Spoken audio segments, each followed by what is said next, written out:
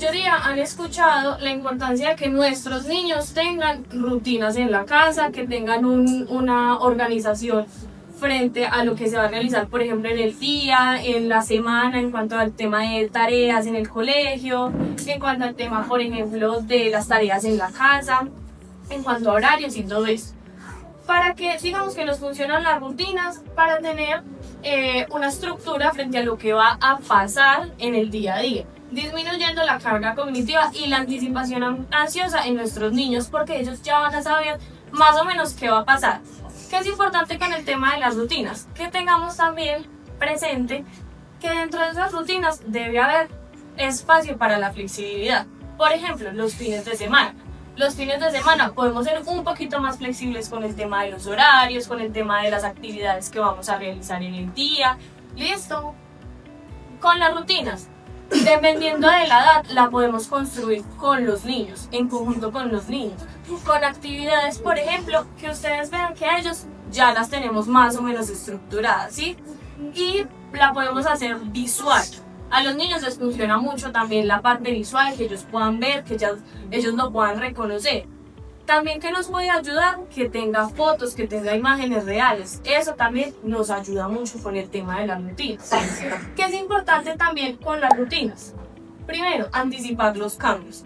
Cuando se dan cambios en esas rutinas que nosotros sabemos que van a pasar, le podemos avisar a los niños qué va a cambiar en esa rutina y por qué. Así evitamos esa anticipación ansiosa frente a los cambios, o incluso podemos evitar de pronto una desregulación emocional o conductual. ¿Listo?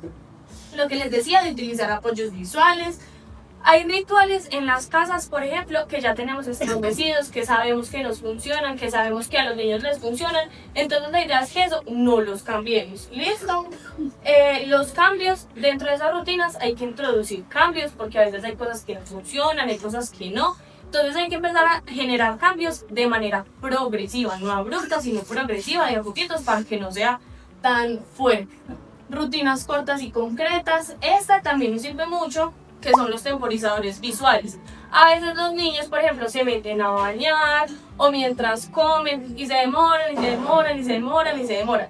Entonces el usar temporizadores visuales nos puede ayudar un poco más a que ellos tengan más noción sobre el tiempo. Y reducir la carga de decisiones. Para eso nos sirven las rutinas, porque ellos medianamente ya saben qué es lo que va a pasar. Entonces la carga de decisiones disminuye. Bueno, entramos a otro paso bien importante, que es la regulación emocional. La regulación emocional no es algo con lo que vengamos los seres humanos, sino que es algo que se aprende. ¿Cómo se aprende? Se aprende principalmente con figuras de referencia que nos ayuden a corregular, ¿sí? En este caso, ¿quiénes son? Pues ustedes, los padres, o los principales cuidadores, que a veces son los abuelitos. ¿Listo? ¿Qué pasa mucho con el tema de la regulación emocional?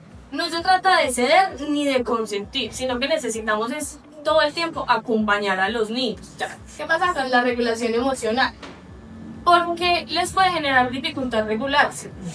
Por la hipersensibilidad sensorial, por ejemplo, a texturas, a sonidos muy fuertes, a muchas personas a su alrededor que ellos no conozcan, a veces porque les genera dificultad leer el contexto social, o porque no hay acceso al lenguaje emocional, que ya vamos a hablar un poco de eso, la baja tolerancia a la frustración y la dificultad para salir del estado emocional. ¿Qué podemos empezar a implementar, por ejemplo, en casa con el tema de la regulación emocional? Y es, por ejemplo, no solo en los momentos de crisis debemos intervenir, sino que se debe también generalizar dentro de la cotidianidad y dentro de la rutina de la casa.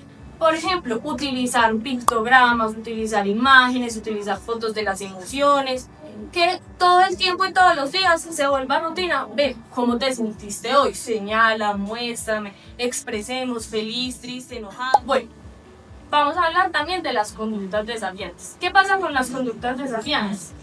La conducta es la comunicación de un problema, ¿cierto? Este problema normalmente va a afectar en la vida escolar, es decir, en el aprendizaje, en la vida familiar e incluso en la seguridad del niño.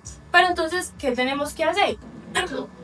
Entonces, ¿qué necesitamos? Saber qué pasó justo antes, para saber qué la detonó. Después, ¿qué detonó qué conducta fue la que ocurrió, ¿sí? Si lloraron, si se tiraron al piso, incluso si se agredieron, si agredieron a alguien más. Y después, ¿qué pasó después? Cuando ocurrió la conducta, ¿qué pasó justo después? ¿Listo? Eso, lo ideal es que lo podamos hacer en casa. Esto, digamos que cada vez que ustedes vean que se presente una conducta desafiante, una desregulación emocional, listo, empecemos a mirar qué pudo haber pasado, qué pasó justo antes y también empezar a identificar patrones. Si por ejemplo vemos que el niño se desregula, por ejemplo, cuando está en ambientes con mucha gente, con mucho ruido, listo, entonces empecemos a mirar qué lo está detonando, qué está generando en él y qué está pasando después. ¿Listo? ¿Para qué nos sirve? Digamos que bueno, algo muy importante con las conductas, no solo desafiantes, sino las conductas que generan desregulación emocional en los niños y conductual, es que generalmente puede tener 4 funciones generales, ¿sí? Obtener atención, obtener algo o alguna actividad que él quiere, escapar o evitar de algo que ellos querían o no quieren hacer y también como forma de regularse. Vamos a identificar qué es lo que está pasando, pues entonces debemos entrar a modificar en la medida de lo posible. Hay cosas obviamente que no siempre vamos a poder modificar, pero pues en la medida de lo posible, lo que tengamos bajo nuestro control. Enseñar conductas alternativas. Cuando el niño esté en calma, enseñarle qué podemos hacer. El refuerzo positivo específico. Esto es muy importante porque a veces nos pasa que solo nos fijamos o solo aplicamos una consecuencia con las conductas negativas. Pero las conductas positivas también hay que hacerles un refuerzo, también hay que felicitarlos, hay que darles una atención específica e inmediata. Si ustedes ven que se presenta una conducta positiva, inmediatamente tiene que ocurrir un refuerzo positivo, porque así vamos aumentando la ocurrencia de esas conductas positivas. También, dentro de los límites le damos ciertas opciones. Entonces, primero hacemos esto y entonces puedes hacer esto. Eso también les da como una estructura de lo que va a pasar y evitamos también como que lleguen a molestarse, enfadarse. ¿Listo? Y va muy relacionado a las lecciones dentro de límites. ¿Listo? Bueno, vamos a hablar de un tema muy importante que está pues hoy en día y es la disciplina positiva. La disciplina positiva sí se puede aplicar, pero dentro de unos límites entre firmeza y amabilidad.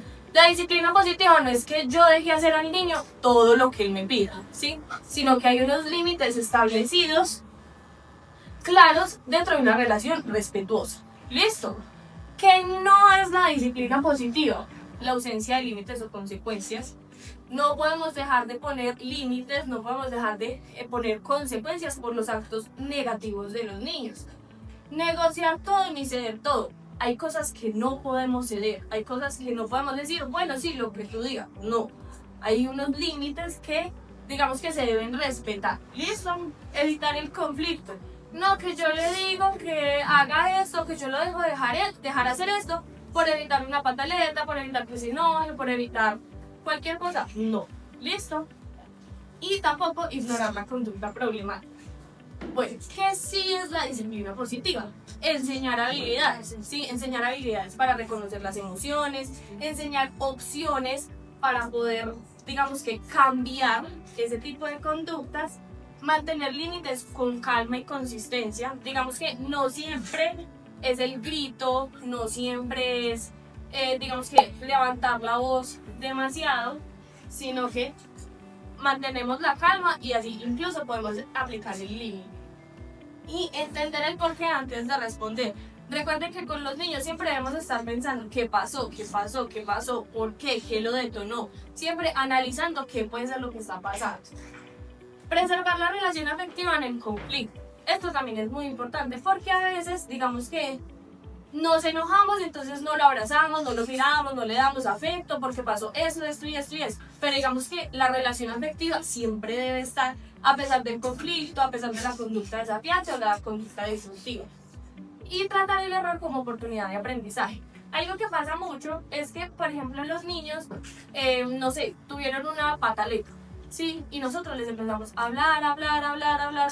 En ese momento los niños realmente no nos van a entender, no nos van a recibir por completo la información. sino que ya después, ven, mira, pasó esto, pasó lo otro, ven, charlemos, ¿tú crees que esto estuvo bien, estuvo mal? Sí, y empezar pues como algo muy relacionado con la disciplina, entonces también vienen los límites. Los límites deben existir en las casas, los límites deben existir con los niños, solo que digamos que deben tener ciertas características específicas. Los límites deben ser claros y concretos, al grano, como decimos por ahí. ¿Listo? Tiene que ser lo que es. Debe ser sostenible para el adulto. Yo al niño no le puedo poner un límite que yo no le pueda sostener, ¿sí? Entonces yo también tengo que mirar cuáles son realmente los límites que le voy a poner. Deben ser anunciados con anticipación, ¿cierto? Claridad frente, por ejemplo, nos vamos a ir al centro comercial. Listo, vamos al centro comercial y vamos a hacer esto, esto y esto, ¿sí?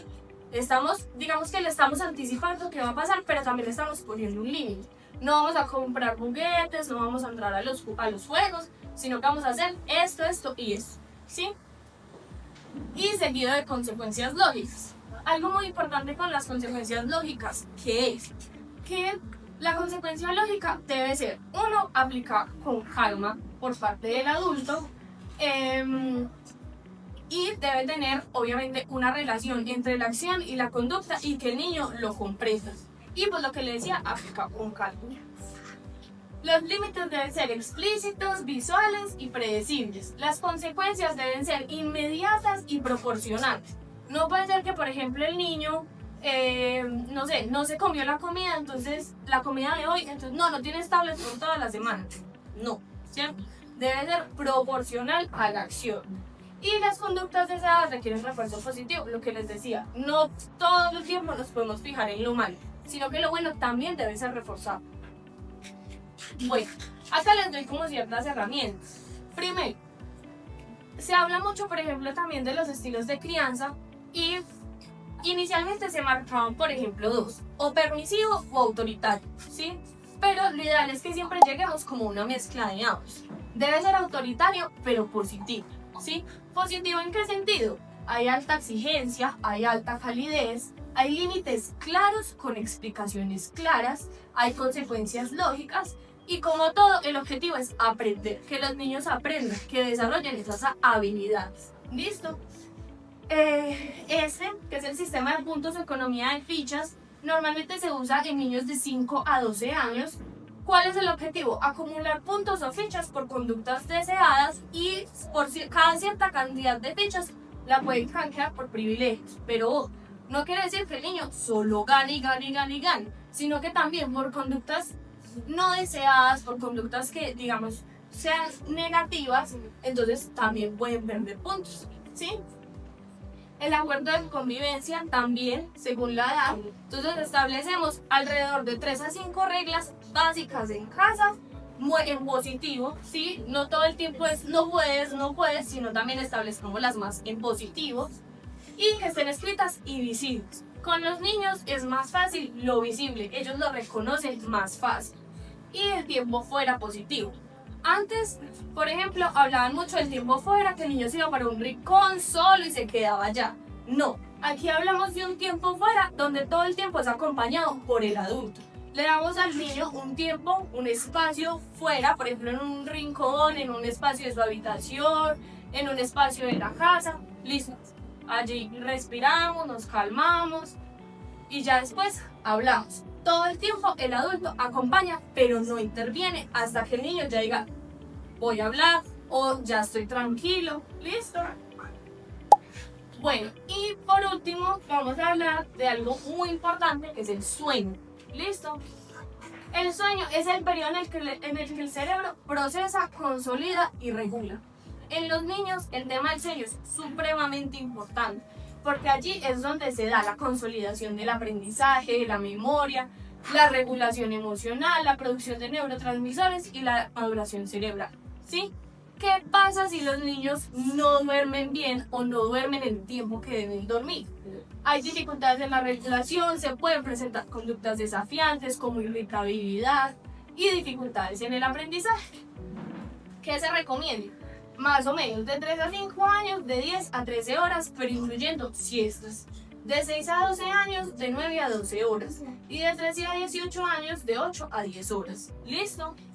Acá les doy pues como unas herramientas de sueño, y es, primero, horarios consistentes, horarios de acostarse y levantarse consistentes y que sea de todos los días. Eliminar pantallas 1 hora antes de acostarse a dormir. Listo. Lograr que la habitación tenga un ambiente fresco y cálido. Procurar que no le ingrese luz. Pueden tener lamparitas, pero pues que no sea como muy fuerte.